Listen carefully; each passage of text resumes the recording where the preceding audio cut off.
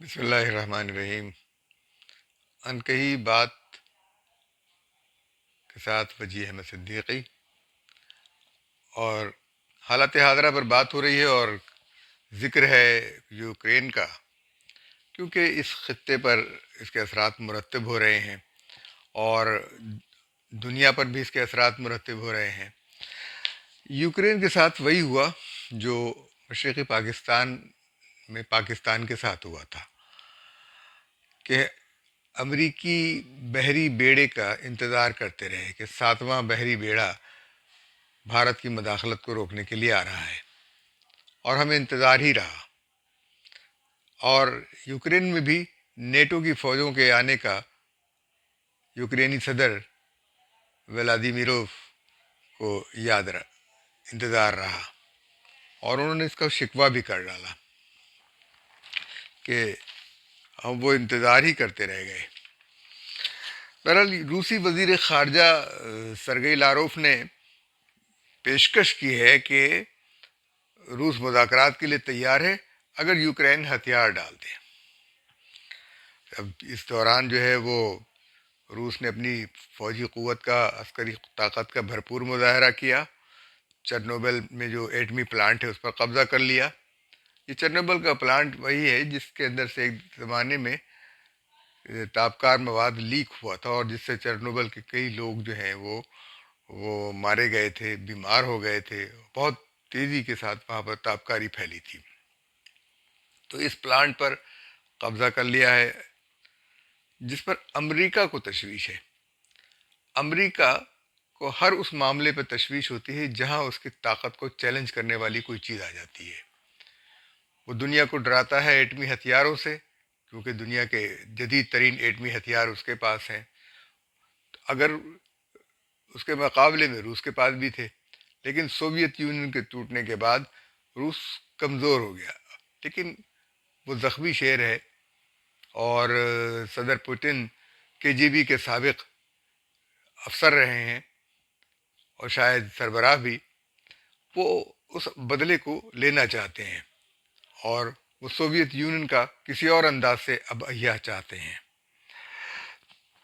امریکہ کو یہ افسوس ہے کہ اس نے افغانستان سے نکلنے میں جلدی کی۔ اس بات کا اظہار وائس آف امریکہ کے پروگراموں میں ہو رہا ہے۔ اگر وہ افغانستان سے نہ نکلتا تو شاید روس کو یوکرین پر حملہ کرنے کی ہمت نہ ہوتی۔ یہ امریکہ کی خام خیالی ہے کہ روس ایسا نہیں کرتا، کیونکہ روس اپنے سابق سوویت یونین کے تمام علاقوں کو واپس لینے کے موڈ میں نظر آ رہا ہے۔ اور 2014 میں بھی یہ جنگ ہوئی تھی، یہ تصادم ہوا تھا جب یوکرین سے الگ ہو کر کرائمیا نے روس کے ساتھ الحاق کیا تھا۔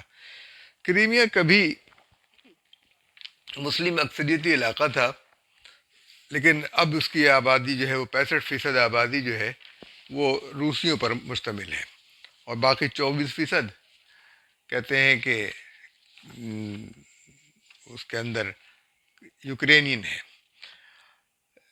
لیکن جبکہ کریمین تاتار جو کبھی یہاں کے اصل باشندے تھے، ان کو دھکیل کر وسطی ایشیائی ریاستوں میں بھیجا گیا تاکہ یہ علاقہ خالصتاً روسی اور یوکرینی شہریوں پر مشتمل رہ جائے۔ بہرحال اب جو ہے وہ جنگ جو افغانستان پہ مسلط تھی، وہ جنگ جو عراق پر مسلط تھی، وہ جنگ جس کے اثرات سے پاکستان متاثر ہوتا تھا، اب وہ جنگ یورپ پہنچ گئی ہے۔ یورپ جو ہے وہ خوف میں مبتلا ہے کہ یہ جنگ وہ کس طرح سے لڑے گا۔ افغانستان اور عراق پر جنگ مسلط کرنے والا نیٹو جو ہے وہ خود شعلوں کی لپیٹ میں ہے۔ یہاں پر ہم ایک اور تجزیہ کرتے چلیں جو کہ برسبیل تذکرہ نہیں بلکہ پاکستان کے اپنے تناظر میں ہے، کہ کیونکہ پاکستانی وزیر اعظم ایک ایسے وقت جو ہے وہ روس پہنچے جب روس جنگ کی تیاری کر رہا تھا۔ پاکستانی وزیر اعظم سرکاری دورے پر گئے تھے، لیکن روسی وزیر صدر نے اپنے ان سے ملاقات کے دوران نہ اپنے گرد روس کا جھنڈا رکھا، نہ ان کے گرد پاکستان کا جھنڈا رکھا۔ یہ علامت کیوں ہوئی، یہ کس لیے کیا گیا، یہ میری سمجھ سے باہر ہے، اور سوچنا چاہیے کہ اس پروٹوکول کو کیوں نہیں استعمال کیا اور کیا پیغام دیا گیا۔ بظاہر تو کہتے ہیں کہ جی ریڈ کارپٹ استقبال ہوا ہے اور سب کچھ ہوئی ہے، لیکن یہ بات پاکستانی وزیر خارجہ جو ہیں وہ ثابت کرنے کی کوشش کر رہے ہیں کہ جو ہے وزیر اعظم کا دورہ جو ہے وہ کامیاب رہا ہے۔ وزیر اعظم کا دورہ کامیاب رہا ہے یا نہیں رہا ہے، اس حوالے سے ہم کچھ نہیں کہہ سکتے۔ اگر سیاسی لحاظ سے دیکھا جائے، سیاسی اور سفارتی لحاظ سے، تو تمام دنیا، تمام ماہرین یہ کہہ رہے ہیں کہ یہ دورے کا غلط وقت تھا، اس لیے کہ ساری دنیا نے اس جنگ کی مذمت کی ہے، کسی نے کسی طریقے سے، کسی نے کھل کر، کسی نے دبے الفاظ میں، لیکن کسی نے اس کی تائید نہیں کی ہے اس جنگ کی۔ تو پاکستانی وزیر اعظم کی موجودگی جو ہے وہ جنگ کی تائید کے برابر تھی۔ تجارتی حوالے سے کہہ رہے ہیں کہ کامیاب ہے، تو تجارتی حوالے سے کیا کامیابی ہے؟ ایک ایسے ملک میں سے آپ تجارتی معاہدے کر رہے ہیں جس پر ساری دنیا اقتصادی پابندی لگا رہی ہے، آدھی سے زیادہ دنیا، جتنی تجارت کی دنیا ہے وہ پابندیاں لگا رہی ہے، اور آپ اس کے ساتھ معاہدے کر رہے ہیں، تو اور کہہ رہے ہیں کہ بڑے کامیاب معاہدے ہیں، وہ سرمایہ کاری کریں گے، جبکہ ان کے 1 ارب ڈالر کے اثاثے منجمد کر دیے گئے ہیں۔ تو وہ کس طریقے سے یہ کام کریں گے، یہ آپ کو ہمیں پتہ بھی نہیں ہے۔ اب پھر پاکستان کا ایک اور رویہ ہے کہ جب یعنی کوئی نیا معاہدہ نہیں کر کے آئے، وہی معاہدہ، گیس کا معاہدہ جو نواز شریف نے کیا تھا اس کی تجدید کر کے آئے ہیں، ابھی تک تو عمل نہیں ہوا ان سے۔ افسوس اس بات کا ہے کہ پاکستان نے اس وقت اس بات کی توجہ نہیں دی کہ پاکستانی باشندوں کو یوکرین سے نکال لیا جائے۔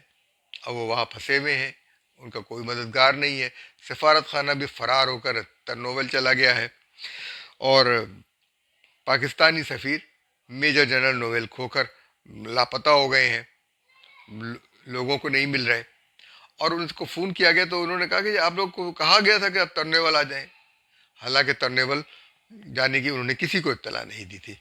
یہ انتہا درجے کی بے حسی اور خود غرضی کی علامت ہے۔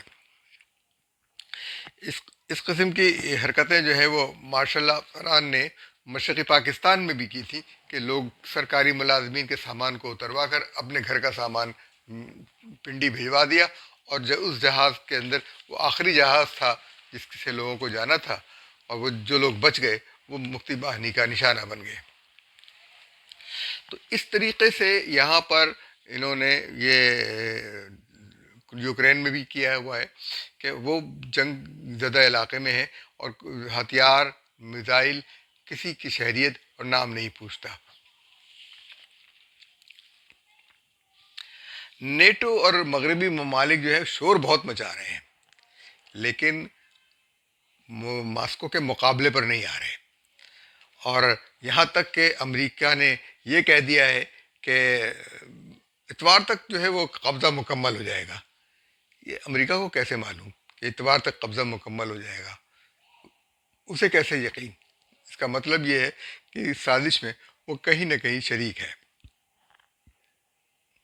اور یہ تو بات پہلے بھی بتا چکا ہوں کہ چرنوبل کے نیوکلیر پلانٹ پر جو ہے روسی افواج نے قبضہ کر لیا ہے، اور سب سے بڑی بات یہ کہ جو بہت ساری بڑی تعداد میں یوکرینی باشندے ماسکو میں رہتے ہیں، اور شاید انہوں نے ماسکو میں مظاہرہ کیا ہے اس حملے کے خلاف، اس جنگ کے خلاف۔ ان میں سے کئیوں کو گرفتار کر لیا گیا ہے اور ان کو تھانوں میں بند کر دیا گیا ہے۔ اب اقوام متحدہ بھی روس پر پابندی لگانے کے لیے تیار ہے۔ روس جو اقوام متحدہ کی سلامتی کونسل کا ایک ویٹو ممبر ہے، اس کے اوپر پابندی ذرا سوچنے والی بات ہے۔ اقوام متحدہ کے سیکرٹری جنرل نے کہا ہے کہ روس کی واپسی کے راستے کھلے ہوئے ہیں۔ اب آپ یہ منت سماجت بھی ہو رہی ہے، پابندیاں بھی لگانے کی بات ہو رہی ہے، اور امریکہ نے روسی سفیر کو امریکہ سے نکال باہر کیا۔ یوکرینی صدر ولادیمیر زیلنسکی نے اپنے فن اس کی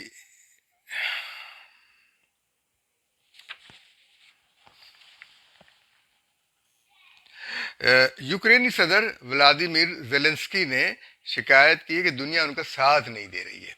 ظاہر ہے 27 ممالک کے بارے میں انہیں توقع تھی کہ یہ 27 ممالک ان کی مدد کریں گے، لیکن ان 27 ممالک نے ان کی کوئی مدد نہیں کی ہے۔ اس کے مقابلے میں روس یعنی امریکہ یہ کہہ رہا ہے کہ روسی جو ہے وہ امریکہ تک یوکرین پر اپنا قبضہ مکمل کر لیں گے، اور بہرحال بہت عجیب و غریب سی بات ہے کہ روسی فوجیں جو ہے وہ یوکرینی دارالحکومت تک پہنچ گئی ہیں، اور سارے ممالک جو ہے نا مغرب کے ممالک جتنے بھی ہیں وہ سب بیان بازیاں کر رہے ہیں، اور ماسکو میں جنگ کے خلاف مظاہرہ کرنے پر بہت سارے لوگوں کو گرفتار کیا گیا۔ شبہ یہی ہے مجھے کہ وہ یوکرینی ہوں گے جو وہاں رہتے ہیں، کیونکہ بہت بڑی تعداد میں یوکرین کے لوگ ماسکو میں رہتے ہیں، اور امریکہ اور یورپ نے تو لفظی جنگ چھیڑی ہوئی ہے، اور نریندر مودی بھی جو ہے وہ اپنا پاؤں نکال کے جو ہے وہ روس کو ڈانٹ ڈپٹ کر رہے ہیں۔ بہرحال دیکھنا یہ ہے کہ روس جو ہے وہ امریکی بھارت کا بھی ساتھ دیتا ہے یا نہیں، یا اس پر نظر ثانی کرتا ہے اس کے ساتھ تعلقات پر، کیونکہ بہت بڑی سرمایہ کاری جو ہے وہ وہاں اس کی پھنسی ہوئی ہے۔ البتہ روس نے اپنی فضائی حدود برطانیہ کے لیے بند کر دی ہے۔ اب برطانیہ کے لیے بہت ساری مشکلات، اقتصادی مشکلات، پیٹرول مہنگا ہو رہا ہے، ساری چیزیں، وہ شارٹ کٹ راستہ جو ہے وہ اب اس کو نہیں ملے گا۔ البتہ پاکستان کی کو ان جو سفیر یوکرین میں ہیں ان سے بات پرس کرنی چاہیے کہ انہوں نے پاکستانیوں کو کیوں اکیلا چھوڑا، اور جس جو پڑوسی ممالک ہیں یوکرین کے انہوں نے اپنی سرحدیں کھول دی ہیں، جتنے بھی ان کے مہاجرین آئے جو ہے وہاں خود دستاویز جو ہے وہ اپنی لے کر آئیں کہ پتہ چلے کہ وہ یوکرین کے باشندے ہیں۔ تو بہرحال روس سے یہ جو کہہ رہے ہیں کہ ہم نے معاہدہ کیا ہے گیس کی خریداری کا، تو وہ بہتر وہی جانتے ہیں، لیکن پاکستان کو میرا یہ خیال ہے کہ اس جنگ میں پاکستان نے بلا وجہ اپنے آپ کو بدنام کروایا ہے، اور بے وقت کی راگنی گائی ہے، اور دیکھنا یہ ہے کہ اصل فیصلہ کیا ہوتا ہے۔ لوگ جو ہیں وہ یہ کہہ رہے ہیں کہ عدم اعتماد کامیاب ہوگی، اور دوسرے لوگ کہہ رہے ہیں کہ کامیاب نہیں ہوگی۔ عدم اعتماد کامیاب ہو یا نہ ہو، لیکن عوام کو موجودہ حکومت پر اب کوئی اعتماد نہیں رہا۔